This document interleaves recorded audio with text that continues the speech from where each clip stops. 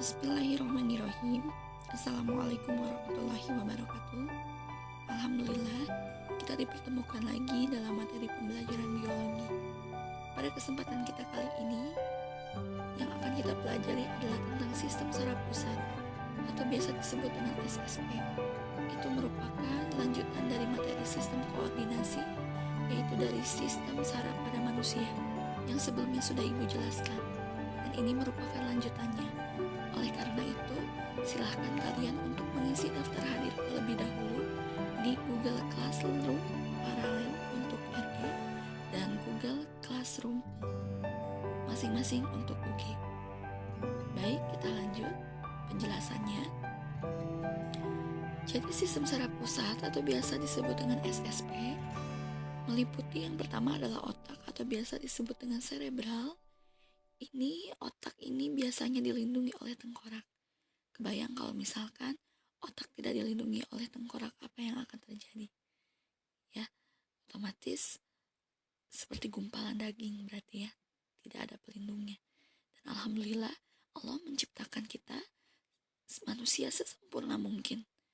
Yaitu contohnya adalah otak kita sendiri yang dilindungi oleh tengkorak. Ya, fungsinya untuk apa? Ya, fungsinya adalah untuk melindungi otak dari benturan. Itu salah satu contohnya. Yang kedua, sumsum tulang belakang atau biasa disebut dengan medula spinalis. Dilindungi oleh ruas-ruas tulang belakang. Otak dan sumsum tulang belakang ini sama-sama dilindungi oleh lapisan yang dinamakan dengan meninges. Baik, kita lanjut. Ini merupakan gambar, ya. Gambar dari apa? Dari otak kita, di mana otak kita itu dilindungi oleh yang namanya tengkorak. Ya. Nah, bisa dilihat ini merupakan gambar dari otak manusia. Ya. Begitu sempurnanya Allah menciptakan manusia. Ya. Sesempurna mungkin. Tidak ada satupun kekurangan di dalamnya. Baik, kita lanjut lagi.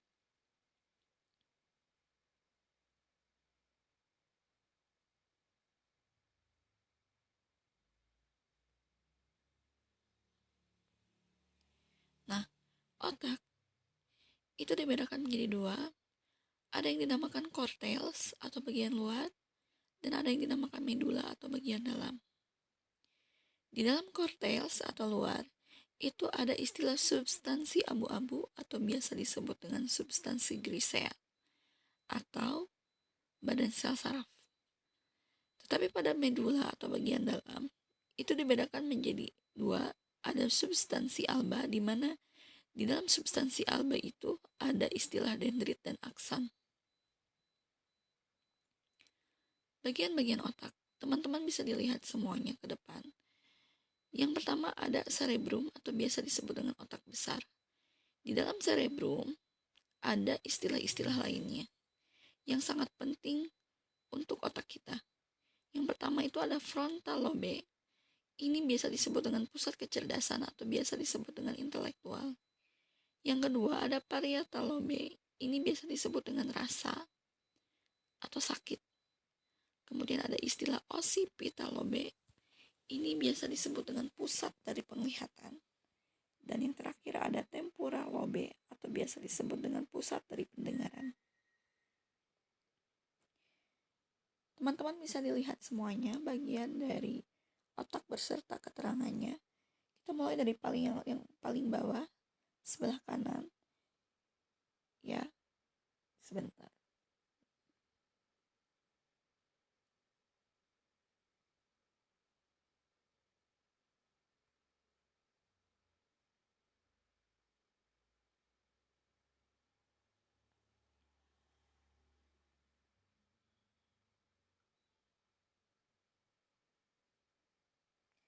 Bagian dari paling bawah ini merupakan medula oblongata.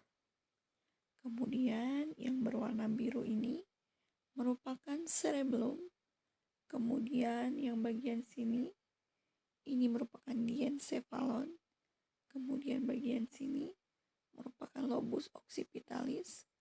Kemudian bagian atas sini merupakan talamus, kemudian bagian sini merupakan lobus parietalis, kemudian pinggirnya ini merupakan cerebrum, kemudian bagian pinggirnya lagi ini merupakan lobus frontalis, kemudian bagian tengahnya itu hipotalamus, kemudian bagian bawahnya itu lobus temporalis, dan yang terakhir yang seperti batang itu namanya pons faroli.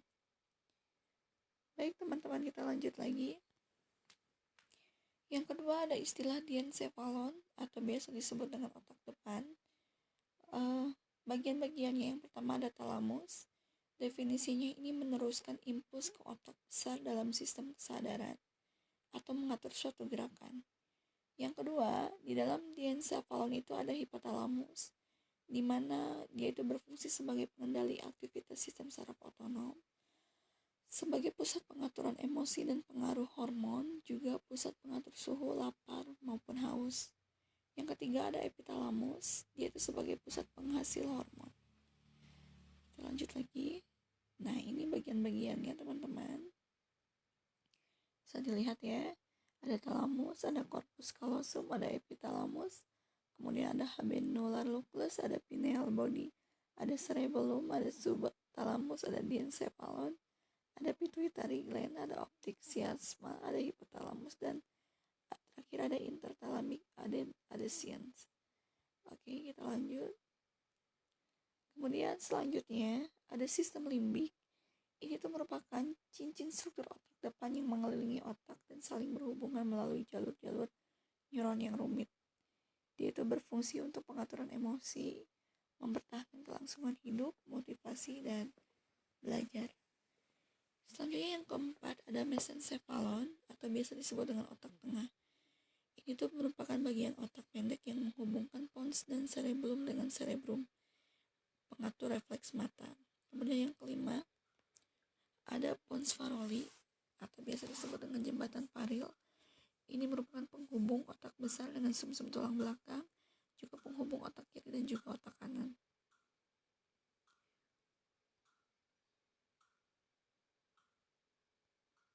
Nah, ini bagian dari gambar tentang otak, kemudian medula spinalis, kemudian bagian-bagiannya tadi di awal-awal udah dijelasin. Kita lanjut lagi. Yang keenam itu ada cerebellum atau biasa disebut dengan otak kecil. Ini tuh terletak di bawah lobus occipital dan melekat di bagian punggung atas batang otak. Fungsinya itu adalah mempertahankan keseimbangan sebagai koordinasi gerakan otak.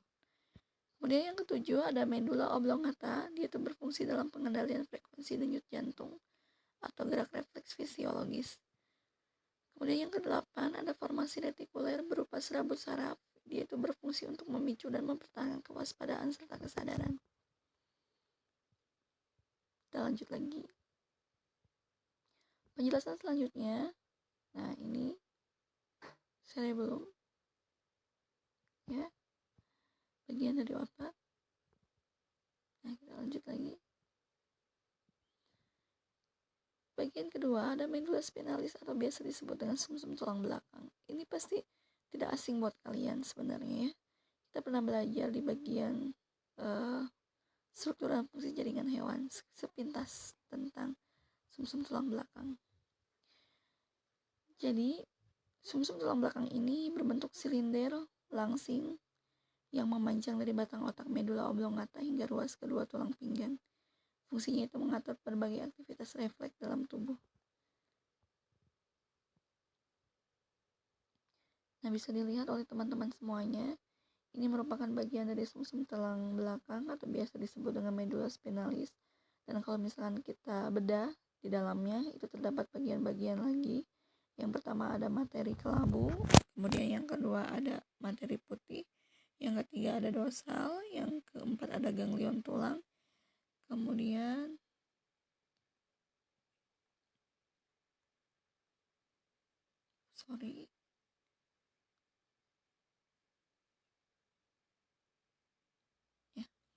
kemudian yang kelima ada tanduk dorsal, yang keenam ada saraf tulang punggung, yang ketujuh ada tanduk ventral, yang kedelapan ada akar ventral, dan yang terakhir ada cabang. otonom. Baik, kita lanjut lagi teman-teman semuanya. Selanjutnya adalah sistem saraf tepi atau biasa disebut dengan SST. Nah, sistem saraf tepi ini terbagi menjadi beberapa macam, nanti akan kita pelajari. Yang pertama itu tentang sistem saraf di luar sistem saraf pusat. Yang kedua ada somatis, yang ketiga adalah autonom. Nah, somatis ini dibedakan menjadi dua, ada kranial, ada spinal. Kalau misalkan kranial, dia itu memiliki 12 pasang, sedangkan spinal dia memiliki 13 pasang. Sedangkan pada autonom itu ada bedakan menjadi dua, ada sistem saraf simpatik dan juga ada sistem saraf parasimpatik. Penjelasan yang pertama adalah saraf kranial. Ini terdiri dari 12 pasang saraf, sebagian besar dari serabut sensor dan motor, tetapi beberapa saraf hanya tersusun dari serabut sensor. Yang pertama, ada saraf olfatory atau biasa disebut dengan saraf penciuman. Yang kedua ada saraf optikus, ini merupakan penglihatan. Yang ketiga ada okulomotor, ini merupakan otot bola mata. Yang keempat ada troclearis, ini merupakan otot bola mata juga. Yang kelima ada trigeminal, ini merupakan otot wajah dan rahang. Yang keenam ada abdusen, ini merupakan otot bola mata. Yang ketujuh ada facial, ini merupakan otot wajah dan kelenjar ludah. Yang kedelapan ada auditory, ini merupakan pendengaran. Yang kesembilan ada glossopharyngeal atau biasa disebut sebagai sensasi gerakan lidah belakang. Yang ke-10 ada vagus sebagai gerakan organ dalam. Ada spinal, ini merupakan belikat, dan ada hipoglossal, ini merupakan otot lidah, gerakan lidah. Nah, bisa dilihat di sini saraf sensoriknya itu terdapat pada nomor 1, 2, dan 8. Sedangkan saraf motoriknya terdapat pada nomor 3, 4, 6, 11, dan 12. Sedangkan saraf sensorik dan juga motorik terdapat pada nomor 5, 7, 9, dan juga 10.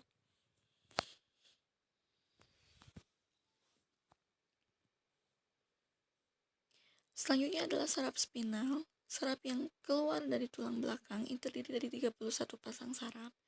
Yang pertama ada 8 pasang saraf leher, yang kedua ada 12 pasang saraf punggur, yang ketiga ada 5 pasang saraf pinggang, yang keenam ada 5 pasang saraf pinggul, dan yang terakhir ada 1 pasang saraf ekor.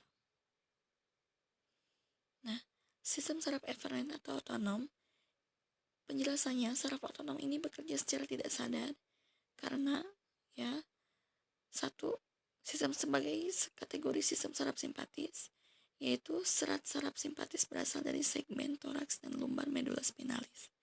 Yang kedua, sistem saraf parasimpatis, ini merupakan serat saraf parasimpatis berasal dari area kranial dan sakrum. Intinya, sistem saraf simpatis dan sistem saraf parasimpatis ini sifatnya berlawanan. Bisa dilihat ya oleh teman-teman semuanya, ini merupakan gambar dari sistem saraf parasimpatik dan juga sistem saraf simpatik. Kita bisa dipelajari di depan kalian yang dimulai dari simpatik, bahwa misalkan pada mata ini fungsinya adalah untuk membesarkan pupil, misalkan pada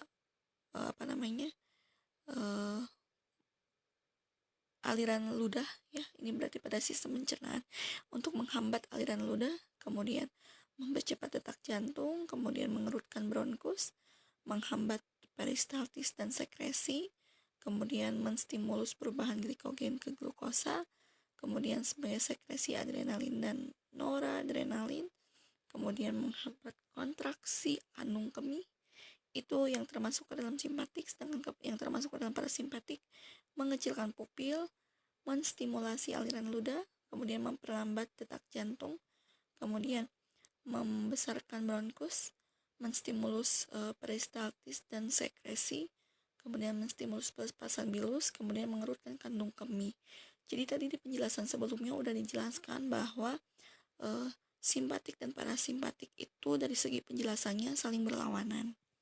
Ya. Oke, kita lanjut lagi. Sistem saraf pusat atau biasa disebut dengan otak dan medula spinalis. Ada istilah aferen dan juga ada istilah eferen. Kalau aferen itu ada somatik, ada viscera atau organ reseptor. Sedangkan kalau pada eferen itu ada saraf motor somatik dan juga ada saraf motor otonom. Nah, dari saraf motor somatik itu ada otot rangka. Kalau dari saraf motor otonom itu ada parasimpatik, kemudian ada simpatis. Nah, contohnya itu adalah otot polos, otot jantung, kelenjar. Ini biasa disebut dengan organ efektor. Ya, bisa dilihat ini ada di buku kalian. Ini merupakan jalur aferan otonom, ya. Jadi dari akson prasinapsis otonom, kemudian lanjut ke akson pasca sinapsis otonom tidak bermielin. Ini merupakan bagian dari sumsum tulang belakang. Bagian yang di tengahnya itu merupakan sinapsis neuron pusat dengan neuron berganglion. Nah, bagian yang diperbesarnya ini merupakan efektor target otot polos, gitu ya. Kemudian kalau jalur aferen somatik ini merupakan diawali dari neuron motor somatik bermielin, kemudian serat pusat memproyeksi ke efektor target, kemudian kalau misalkan diperbesar ini ada akson berakhir di terminal sinapsis dan efektor target otot rangka. Kita lanjut. Nah, ini merupakan gangguan sistem saraf. Yang pertama itu ada meningitis. Ini merupakan peradangan pada selaput otak dengan gejala bertambahnya jumlah dan berubahnya susunan cairan cerebrospinal. Yang kedua ada ensefalitis. Ini merupakan peradangan jaringan otak yang disebabkan oleh virus. Kemudian yang ketiga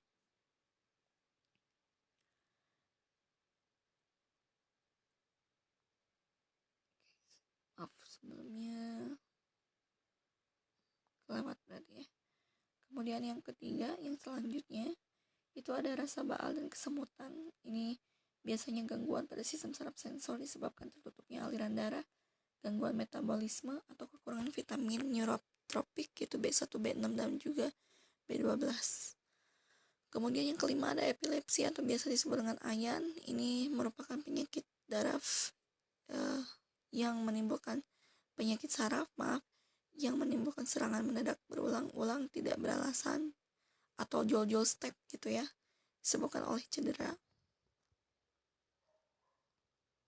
Kemudian selanjutnya ada Alzheimer. Ini adalah sindrom kematian sel-sel otak mengecil, jadi otaknya mengecil dan kemampuan daya ingatnya berkurang.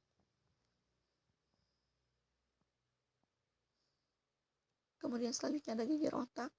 Ini biasanya bergeraknya jaringan otak dalam tengkorak yang menyebabkan perubahan fungsi otak dalam tengkorak, menyebabkan perubahan fungsi atau kesadaran, ditandai dengan gejala awal kebingungan dan pingsan dalam beberapa menit. Oke, alhamdulillah materi dari sistem saraf pada manusia ini sudah beres. Semoga bermanfaat untuk kalian ilmunya. Mohon maaf apabila terdapat banyak sekali kekurangan ketika ibu menjelaskan.